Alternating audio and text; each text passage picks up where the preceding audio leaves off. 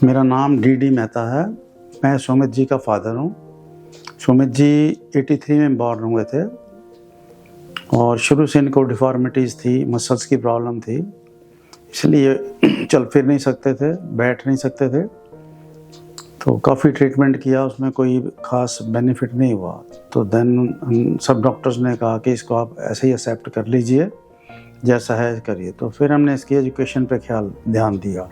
शुरुआती दौर में ऐसा था कि अब जब बच्चा आया है तो उसको एक्सेप्ट तो करना ही है, और जो इसकी प्रॉब्लम्स थी उसके लिए डॉक्टर्स को दिखाया। 10 साल तक थोड़ा किसी को पूरा पीजीआई में दिखाया इसको, कोई हेमोपैथिक कोई एलोपैथिक सब दवाइयाँ करी, पर कुछ फ़ायदा नहीं हुआ।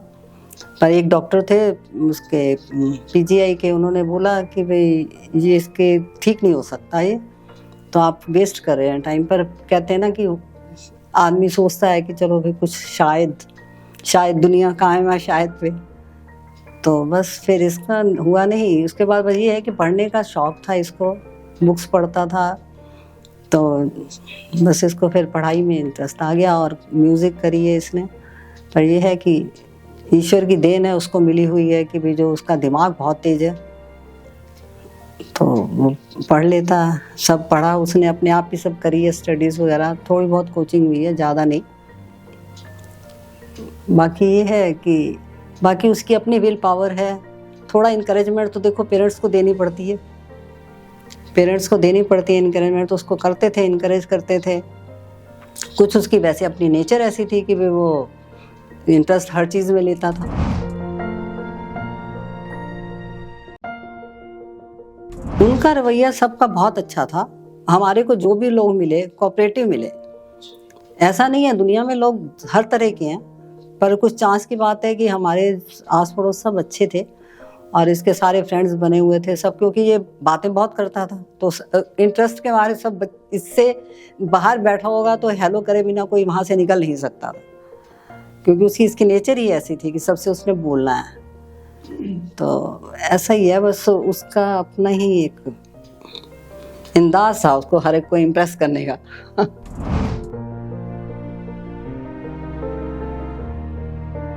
प्राइवेट नौकरी थी तो उसमें टाइम निकालना पड़ता था, भाग दौड़ बहुत रही, पर संघर्ष भी बहुत रहा कि भाई इसको कुछ बनाना है। तो एनी हाउ अरेंज किया, मैनेज किया उसको, और हमें एक थी इच्छा कि इसको बच्चे को हमने कहीं ना कहीं कुछ करवाना है, बनाना है इसको। तो उसके लिए विल पावर ली, मैं अर्ली रिटायरमेंट ले ली, इसकी वजह से कभी इसको पूरा ध्यान दे पाएँ। जब इसकी हायर स्टडीज़ हो गई, जब तक +2 तो हमने करवा दिया, उसके बाद फर्दर स्टडीज़ के लिए मैंने उस टाइम रिटायरमेंट ले ली थी कि मैं इस बच्चे का कुछ ना कुछ बनाऊंगा और इसको ताकि मिसाल हो। जो बच्चा कुछ नहीं कर सकता, बैठ भी नहीं सकता, कुछ नहीं कर सकता, उसको इस लेवल पे ले जाएं कि वो, क्योंकि उसकी विल पावर है, उसमें विल पावर है करने की, तो बच्चे को हमें सपोर्ट करना था। सपोर्ट तो पेरेंट्स को ही करना पड़ेगा।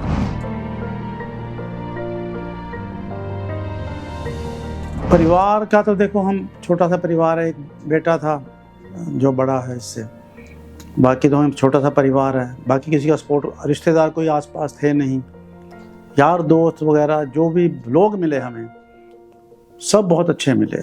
मैं जब इसको अकेला लेके जाता था, कई बार ये नहीं जा पाए, मैं इसको अकेला लेके गया कहीं, तो अपने आप ही 4-5 लोग आ जाते हैं, अंकल हम आपकी हेल्प करते हैं, आप इसको व्हील चेयर्स में उठा के ऊपर भी ले जाते थे। अभी भी मैं अगर कभी मैं अकेला ले जाऊँ तो मेरे पास चक्कर लगाते रहते हैं लोग, सर कोई हेल्प बताइए। अब तो खैर मैं अकेला जाता नहीं हूँ, मेरी जो ग्रैंड डॉटर है वो आ जाती है, या डॉटर इन लॉ जाती है, बेटा जाता है, या सर्वेंट रखा है वो जाता है। अगर उस टाइम मेरे को बहुत हेल्प मिली, और हर लोग मेरे एजुकेशन में, इसके एजुकेशन में जो टीचर मिले, जो एग्जामिनर मिले, सब बहुत हेल्पफुल मिले। लाजपत राय में इसकी वो होती थी कोचिंग क्लासेस, नहीं एग्जाम होते थे इसके, बड़ा कोऑपरेट करते थे वो, बहुत कोऑपरेट करा उन्होंने। लाइब्रेरी में इसके पेपर्स लिए, कह रही हमारे को लोग भी ऐसे मिलते गए, आगे आगे हमारा सफर जो है अच्छा चलता गया। इसी से अप्रोच नहीं लड़ाई हमने। एक होता ना कि इसको सिफारिश कर, इसको पहुंच कर, इसको कुछ नहीं, इसने पास किया, उससे पहले इसको ऑफर मिल गई। ग्रेजुएशन के बाद करते ही ऑफर आ गई कि हाँ जी आप। उसके बाद MSc की, उसके बाद फिर और ऑफर आ गई।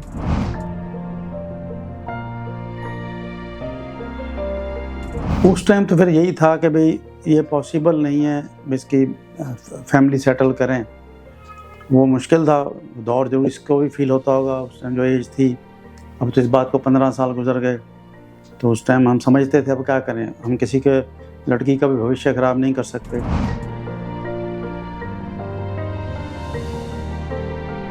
देखो, पेरेंट्स को ये चाहिए बच्चे को ये देखें कि उसमें उसके इंटरेस्ट किस चीज़ में है, उसका इंटरेस्ट किस चीज़ में है। अगर उसका म्यूज़िक में है, उसका मतलब कि और कोई भी काफ़ी फील्ड है, जिस फील्ड में भी हो, अगर बच्चा कर सकता है तो। हमको बताया था जैसे पहले उसमें डाला था पेंटिंग में, वहाँ भी ये टॉप पे था। अच्छा, आप हैरान होंगे कि इसमें जो ग्रेजुएशन की है म्यूज़िक में, उसमें भी टॉप पे था ये।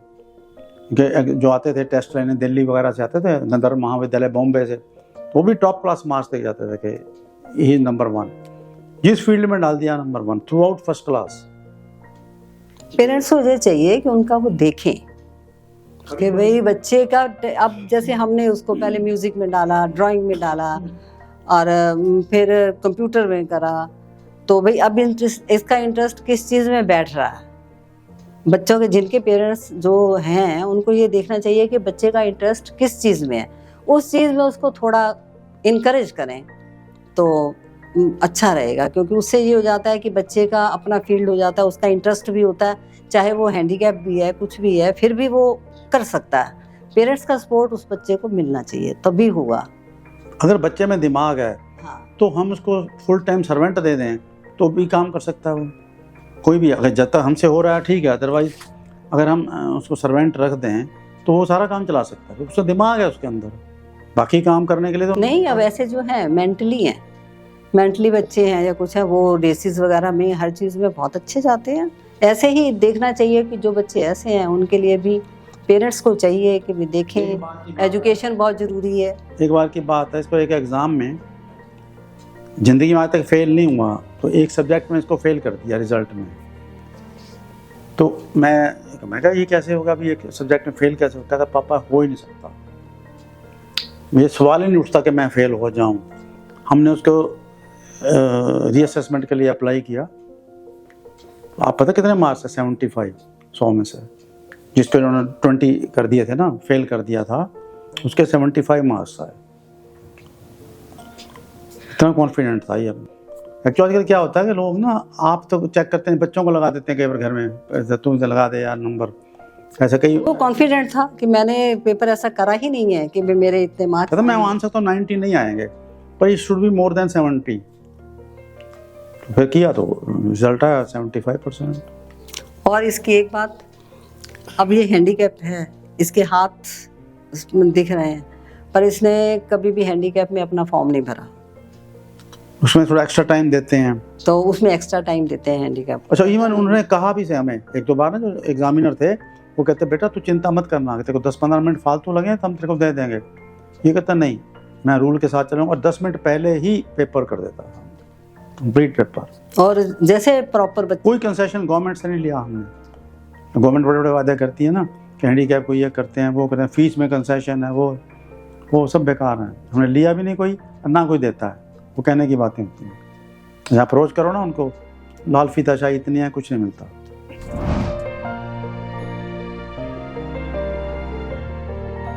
ऐसा है, आगे वो है ये जो चैरिटी में करते हैं कई, जैसे हमारे संजना हैं, वहाँ इन्होंने काफ़ी लोगों को हेल्प की हैं, जो व्हील चेयर नहीं ले सकते व्हील चेयर लेके दी हैं, पढ़ाने के लिए भी, पढ़ाने के लिए हेल्प देते हैं। वो ऑर्गेनाइजेशन बनी हुई हैं, NGOs हैं, वो करते हैं। फिर ऐसे गवर्नमेंट भी देती तो है, अनाउंस तो करती है, पर उसके लिए भाग दौड़ बहुत करनी पड़ती है।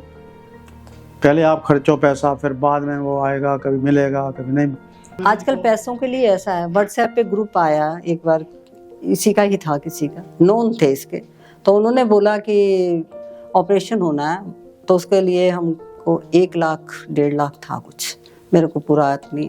तो उन्होंने कहा कि आप इसका भाई मेरे पास इतने पैसे नहीं हैं कि मैं ऑपरेशन करा सकूं, तो सारे फ्रेंड्स ने मिलकर उसका कंट्रीब्यूट करे। इन्होंने भी किया था, ये करते रहते हैं, जहाँ भी दान करना हो, ऐसे काम करना हो, करते रहते हैं, कंट्रीब्यूट करा उन्होंने। तो ऐसा है, ऐसे काफ़ी चीज़ें हैं आर्थिक, जिनको थोड़ी सी पता चलना चाहिए। थोड़ा सा ये है कि भाई आप, कई लोग फिर बाहर जब तक आएंगे नहीं तो फिर नहीं पता चलता ना कि भी किसी को कैसी ज़रूरत है। मेरा मैसेज ये है सबसे कि जिनको परमात्मा ऐसे स्पेशल चाइल्ड देता है वो उनको चाहिए, इनको इग्नोर मत करें, इनकी जो काबिलियत को पहचानें और जिस फील्ड में करना चाहते हैं उसमें इसको अनकरेज करें इनको। उनको ये होना चाहिए ना कि भाई ऐसा है, जैसे अब एक बार ये छोटा था तो हमारे घर में फंक्शन था, तो ये बाहर आके थोड़ा सा जैसे सब लोग डांस कर रहे थे तो ये मायूस हो गया, थोड़ा सा नेचुरल है, छोटा था तो इसलिए। तो मैं बाहर आई, मैंने कहा क्या बात हुई, तो कहता बस ऐसे ही। तो मैंने कहा जो उनमें काबिलियत जो उनके है तेरे में और कुछ भगवान जी ने दे रखी हैं, तो इस चीज़ उसको मतलब जैसे फीलिंग मतलब ऐसा होता है ना, जैसे बच्चे छोटे होते हैं तो थोड़ा सा फील होता है कि भाई मैं कर नहीं सकता या मैं ऐसे है। तो मैंने कहा ऐसा है, हर भगवान ने ना हर इंसान को कुछ ना कुछ दिया हुआ है, तेरे जो उनके दिमाग में नहीं है वो तेरे दिमाग में है। ईश्वर ने तेरे को दिमाग दिया हुआ है तो उससे कर। तो इसको वो बात लग गई कि हाँ भी मेरे में भी है कुछ, तो मैं भी करूँगा। तो ऐसा ही है कि बच्चे की देखो बच्चे को कि वो बच्चा कैसा क्या चाहता है, क्या करना चाहता है वो। तो कई पेरेंट्स ये देखते नहीं हैं, मैंने देखा है एक दो को ऐसा, मेरे साथ भी चांस हुआ है कि बच्चा करना चाहता है जो चीज़, वो कहते हैं कि नहीं ये फील्ड अच्छा नहीं है, इसमें नहीं करना। तो वो मेंटली थे थोड़ा स्लो लर्नर कह सकते हैं, मेरे सामने की बात है। तो अब वो है ना कि उसको इनकरेज करें, वो जिस साइड में जाना चाहता है तो क्या हो गया अगर वो काम छोटा है तो इसलिए पेरेंट्स को चाहिए कि काम तो कोई छोटा बड़ा नहीं है, जो भी अगर बच्चा करना चाहता है तो उसको करवाना चाहिए, क्योंकि इंटरेस्ट होएगा तो वो उसमें राइज करेगा, अगर उसमें इंटरेस्ट नहीं है तो वो राइज नहीं करेगा बिल्कुल भी।